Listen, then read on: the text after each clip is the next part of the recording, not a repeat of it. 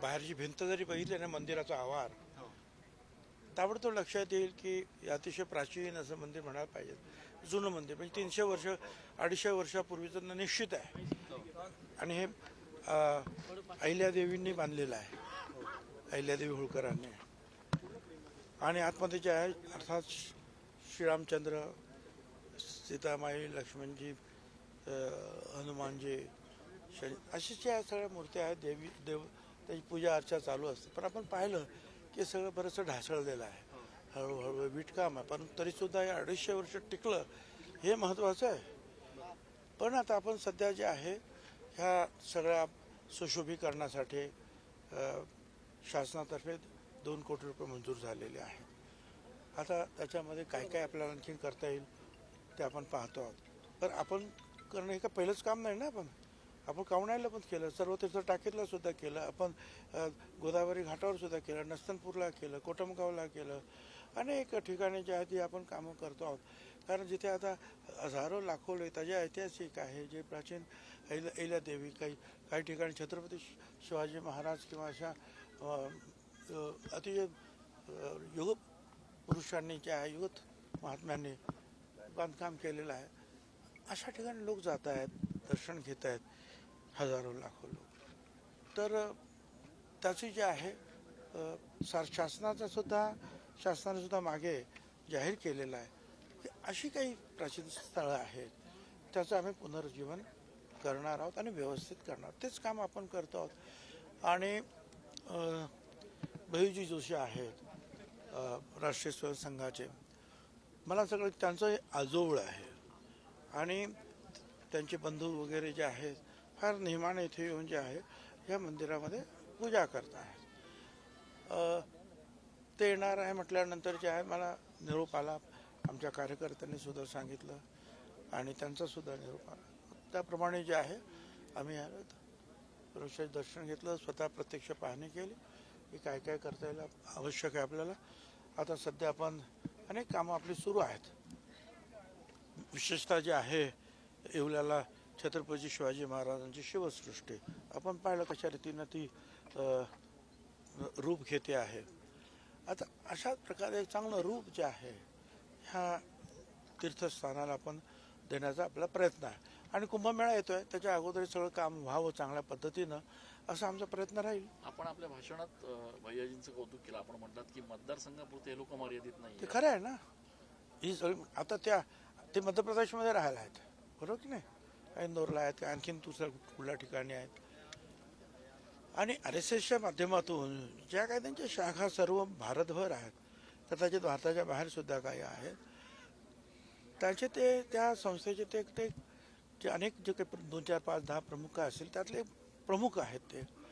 आणि ते आयुष्यभर त्या कामाला त्यांनी ते वाहून घेतलेलं आहे. त्यामुळे त्यांचं नाव जे आहे भारतभर आणि जिथे जिथे RSSला मानणारे किंवा RSS संस्थांना हे नाव माहिती आहे. त्यामुळे मी ते सांगितलं की हे फक्त एका माझ्यासारखं आम्ही आपलं एका मतदारसंघ किंवा जिल्हा असं काही नाही, किंवा राज्यापुरतं सुद्धा नाही, हे अनेक ठिकाणी माहीत असलेलं नाव आहे. जोशी साहेबांनी असंही म्हटलं की आपण एक मोठ्या शक्तीचे प्रतीक आहात आणि या सर्व शक्तींनी एकत्रित येण्याची गरज आहे. आता त्यांनी जे आहे माझ्याबद्दल थोडे चांगले शब्द ते बोलले, मी त्यांचा आभारी आहे. धुळ्यात अमित शहाची भेट झालेली होती, आज भैयूजी देखील भेटलेले आहेत. राम पावणार असं वाटतं, राम भक्त देखील आपला त्या प्रभू रामचंद्रावर आपण नाशिक, आपला हक्कच आहे त्यांच्याकडून आशीर्वाद मागायचा. तर राम का नाही पावणार आपल्याला राव? काय साहेब, संजय राऊत यांनी आज सकाळी पवारांवर टीका केलेली आहे. ते म्हटले की राज्यांचा त्यांनी सत्कार केला पवार साहेबांनी दिल्लीमध्ये, तर त्याच्यावरनं त्यांनी खूप हल्लाबोल केला की ही एक प्रकारे म्हणजे अमित शहांचाच पवारांनी सत्कार केलेला आहे. कोणाचा? अमित शहा, एकनाथ शिंदेचा नव्हे तर अमित शहांचा सत्कार त्यांनी केला. आणि ज्यांनी राज्यातलं सरकार पाडलं त्यांच्या कार्यक्रमाला शरद पवारांनी जायला नको होतं. राजकारणात काही गोष्टी टाळायला पाहिजे असंही ते म्हणतात. असं आहे ना, इंडिया नावाचं जे काही संघटन आहे काय, तर संजय राऊत आणि उद्धवजी ठाकरे, पवार साहेब, काँग्रेस हे सगळे एकत्रित त्या संघटनेत एकमेकाच्याबद्दल काय बोलले त्याच्यावर मी काय बोलणं बरोबर नाही ना. की नाही? पण जे दिल्लीमध्ये साहित्य संमेलन सुरू आहे साहेब, दिल्लीमध्ये जे साहित्य संमेलन होतं आहे त्या ठिकाणी देखील तिथे दलाली सुरू आहे सर्व, आणि शरद पवारांनी तिथे दलाली करणाऱ्या व्यक्तीचा सत्कार केला, हे दुर्दैव आहे असं पण म्हटलंय त्यांनी. आपल्यालाही अनुभव आहे. एक मी ते काय ऐकलं नाही काय, आणि मग ज्याने काय ऐकलं असेल ते काय त्याच्यावर प्रतिक्रिया देतील. मला काही कल्पना नाही आहे त्याचं काय. साहेब, रायगड नाशिकचा पालकमंत्री ठरत नाही अशातच काल अजितदादांनी ऑनलाईन बैठक ही घेतलेली आहे. कधी ठरणार पालकमंत्री नाशिक? ते अजितदादांना आणि शिंदे साहेबांना आणि मुख्य म्हणजे फडणवीस साहेबांना विचारा ना. मला काय विचारत मी मी मी एक आमदार आहे का? जेवढं इतर आमदारांना माहिती तेवढंच मला माहिती आहे, जेवढं तुम्हाला माहिती आहे तेवढंच मला माहिती आहे. आपले राष्ट्रवादीचे सर्वाधिक आमदार आहेत, 7 आमदार सर्वाधिक आपले आहेत. हा? जिल्ह्यामध्ये सर्वाधिक आमदार आपले आहेत राष्ट्रवादीचे. पण आपला दावा आहे का? मला माहिती नाही दावा आहे की नाही ते पण मला माहिती नाही. दावा आहे की नाही तेही माहिती नाही, वादा आहे की नाही ते पण माहिती नाही. धनंजय मुंडे यांचा राजीनामा घ्यावा, त्यांच्यावर होणाऱ्या आरोपांमुळे सरकारची प्रतिमा मलिन होते असं शिंदेच्या शिवसेनेचे वरिष्ठ नेते यांची कुजबूज सुरू आहे, नाराजी व्यक्त करता येते. काय वाटतं आपल्याला या सगळ्या आरोपांच्या बघ, कुजबूज म्हटल्यानंतर ती जे आहे हे भिंती आड वगैरे किंवा आपसात होते, आता त्याच्यावर आपण काय बोलायचं आहे की नाही? कुजबूजच आहे ती. संजय राऊत एक खासदार आहेत आणि साहित्य संमेलन दिल्लीमध्ये भरलेलं असताना अशा स्वरूपाची टीका करणं आपल्याला योग्य वाटतं का? म्हणजे ते पवारसाहेब असो किंवा साहित्य संमेलनाचा विषय असो.